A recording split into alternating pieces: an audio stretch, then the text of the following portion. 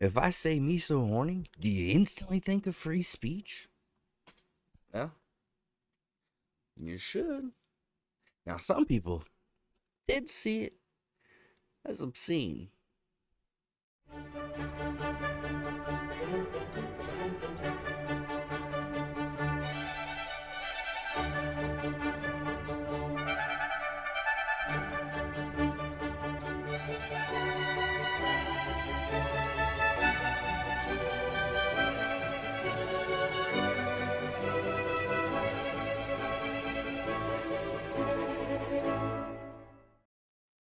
Yes, I'm outside. Yes, I'm wearing fake glasses. And yes, I am that serious.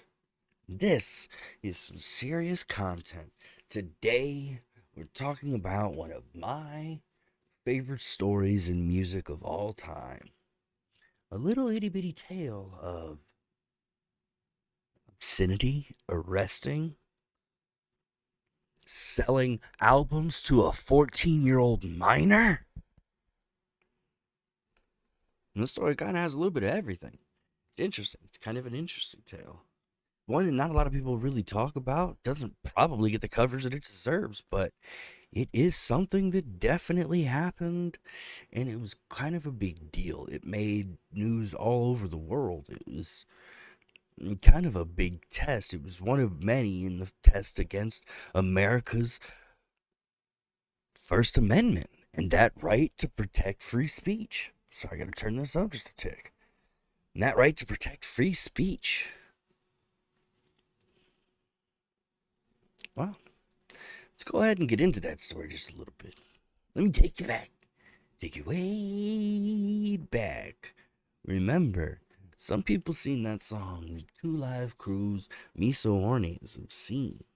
In February of 1990, that was exactly the case presented by the Broward County Sheriff's Office. Now, while Two Live Crew's 1989 album, As Nasty as They Wanna Be, did carry the newly created explicit lyrics advisory sticker, thanks to one Tipper Gore, it was still kind of labeled as obscene, especially by Deputy Sheriff Mark Wickner. Now, the case eventually makes its way all the way up to the Supreme Court, which really means that you were as likely to get arrested for selling a Two Live Crew album as you were some Colombian baking soda. Now, it might be hard to imagine that any album would catch the ire of the government, but that was kind of the norm. See, at the end of the 80s, Tipper Gore and her PMRC, the Parents Music Resource Center, were instrumental in influencing the Recording Industry Association of America, the RIAA. That one has kicked my ass about 10 times to say, to be fair. They required a warning label to tape CDs and albums, specifically the ones containing explicit lyrics deemed by the PMRC. Going to court against a pretty unlikely trio of John Denver, Frank Zappa, and Dee Snider. None of those guys you have any idea who they are. But I could promise you, it's kind of like the U.S. government going to battle with BTS Youngblood Mark Reblay over obscenity. Yeah, Youngblood could get obscene, but like they're minor in the world of like Marilyn Manson makes music. Anyways, but let's get back to the Two Live Crew story.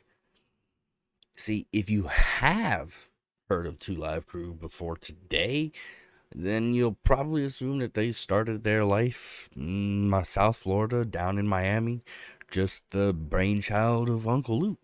But actually, you'd be really wrong, because they were started in '84 in California by DJ Mr. Mix, and it was just Fresh Kid Ice and Amazing Yee. Now, they did put out a single. It got a little bit of attention. It made its way all the way down to South Florida. And that's where Uncle Luke gets involved. Now, he gave them the confidence that they should move down to Miami to start taking over the emerging hip hop scene of South Florida.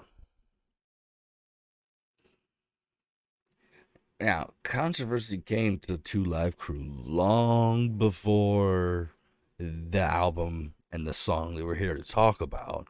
Their debut album, Two Live Crew Is What We Are, would get a store clerk who, by the way, today is in his 80s, arrested for selling a CD, probably a tape at the time, selling a CD to a 14-year-old. Now, what? But in 1990, that would get you arrested. 1988, that would get you arrested.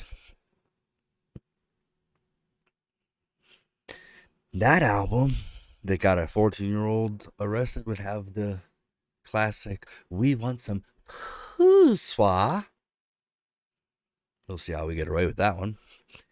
It really wasn't a great look to have a 14-year-old arrested for buying your album, but it was a newly created law, so to be fair, maybe the store clerk didn't know. The charges were eventually dropped, and he did kind of get away without any kind of trouble.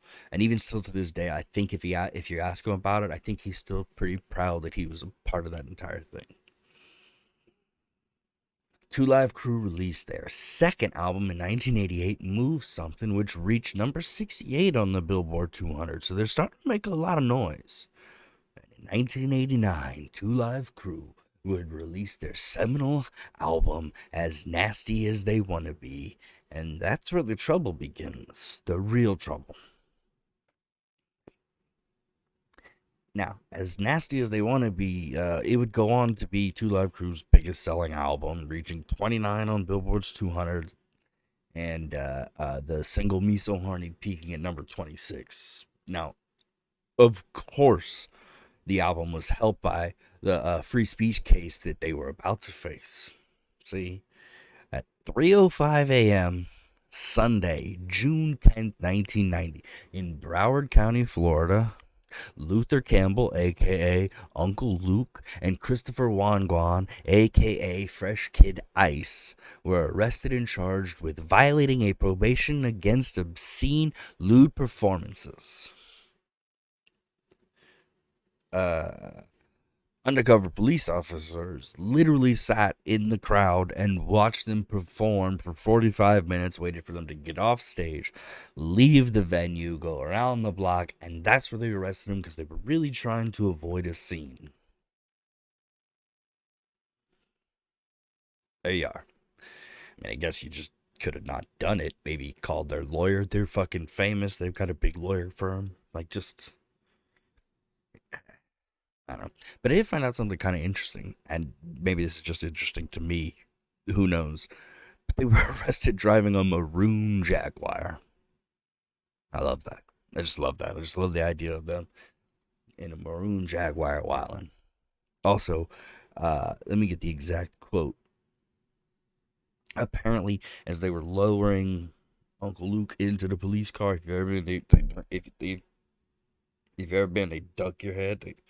And they get you in. Now, apparently, as they were ducking his head, he's like, "I'm in America, and look at me now. I'm in the back of a sheriff's van." I went there. I don't know.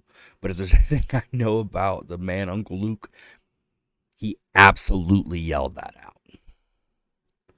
Of course, they were arrested because a federal judge had ruled the lyrics obscene, and performing them would then be them performing a lewd and lascivious act, which is what the charge was. Or not lewd and lascivious, sorry. Let's see what the exact... What was it? Arrested for lewd performances. Now, of course, all that exposure made the album sell off the shelves. They sold 2 million copies of that, which at the time was a lot of albums. The case itself would make it all the way to the 11th U.S. Circuit Court of Appeals, and they reversed the federal judge's obscenity decision, citing a lack of evidence that the music itself lacked artistic value. Basically meaning that just because you don't think it has value does not mean someone else doesn't. NFT. Anyways, Two Live Crew would release three more albums, each selling less and less as things kind of just moved on. Uh, they would all go on and have careers in different venues in hip hop, and they would all do different things. But anytime they showed up in South Florida, they were severely worshipped. They still to this day get that love. But with hip hop going gangster, it left little real estate for the dirty party sound Two Live Crew was known for. Luther Campbell would later life go on to mentor a bunch of impoverished kids to live in better situations. I think at the last time I saw, he had 21 kids that made it to the NFL and something like 75 at D1 schools across the nation. And look, for a guy who sang songs about wanting poussoir, that's an incredible achievement. And not because you can't both sing about that and do that. It's the fact that the society had allowed that to happen. People were willing to give their kids to a man who literally saved people's lives. It's kind of an amazing story. I don't think Uncle Luke ever gets the pat on the back he deserved for what he did away from music. And I know they definitely don't get the pat they deserve in the music. And we'll get to that in just a second. Now, the funniest part of everything is because of the actions of the courts in February of 1990, they would literally just basically have to sit by as the 90s became some of the most graphic depictions of violence on music ever. The harsh words were depicting a world in which most of the country didn't even know existed. They were basically the hood CNN, I think, as it was the euphemism going around for a long time. Of course, white America would become extremely uncomfortable less than a decade later when the yellow topped white guy rapper would come in and using lyrics to describe appalling scenes of violence and debauchery, which, of course, 13-year-old me loved. And I was blessed. My parents didn't control my listening habits. They allowed me to listen to whatever I wanted to. They had no issues with anything. They were aware to let me know that music is music, it's art, and it's to be interpreted, not to be relived. And that's just kind of the way it was. Now, the other thing that's really funny to me is that in today's society, you can go on social media and find somewhere somebody is screaming about how their freedom of speech is literally attacked daily. And Two Live Crew put their freedom on the line for freedom of speech.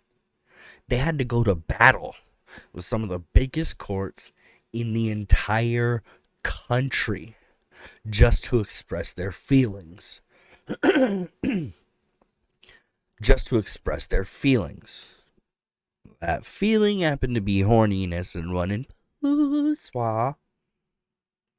So you know, let's be fair. I assume the content of the lyrics is the reason why, to this day, when people bring up the cavalcade of giant cases against free speech or any kind of other constitutional battle, it's not really brought up in the same way because they were rapping about things that, for the most part, most people found derogatory.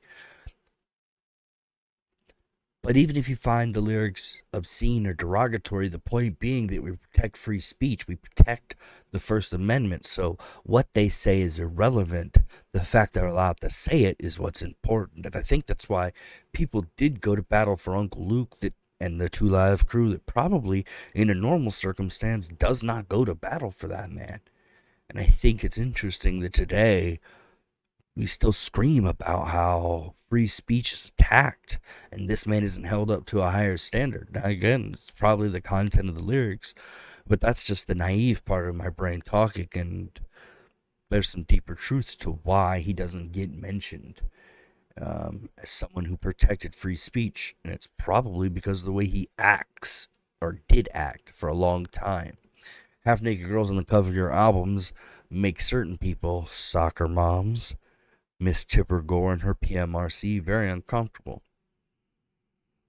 And again, It's funny that the battle they chose was Me So Horny when a few years later they would have to rely on the FBI to take down the song Cop Killer because they had no more legal battlegrounds because they lost.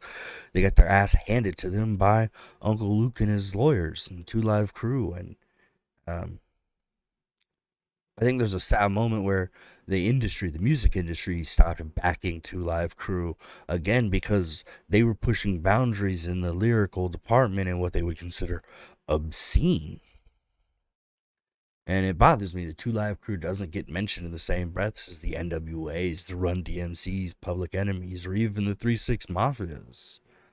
It's a shame that they have almost been lost to the tides of history. You can still see their influence to this day with songs like WAP, where we talk about what vulgarity in lyrics is or should be or shouldn't be, who is and isn't allowed to say what or can do and act whatever way. And I'm proud to say it, but my mother still to this day brags about a story of 4-year-old or 3-year-old me running around in my diapers, screaming at the top of my lungs about me so horny. And I don't know. Kind of says everything about my musical journey is that I was allowed at 3 or 4 years old to be singing a song clearly so vulgar.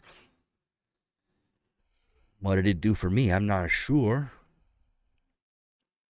I'm not saying that Two Live Crew is a GOAT musical group. I don't think they are. But I do think they deserve to have the respect put on their names, that's for sure. I think they don't get the respect in any kind of form that they deserve from their idea of pushing the boundaries. Really, it's kind of just it is sad. I wish they got their flowers, and so we lost Fresh Kid Ice a year or two ago, 3 years ago, a few years ago, and he probably never heard the roses. But the truth was, I don't know if music, not just hip hop, if music is what it is today without the likes of Uncle Luke. Now, Two Live Crew were not out here to be Big Daddy Kane to the South, but they did want to show the world the wild and outrageous world of Miami club scene. It was the early 90s, and they did that. And still, to this day, Two Live Crew is celebrated all across South Florida. Any dull night out can be turned into a wild party with just that one opening line. What do we get for $10? Just one.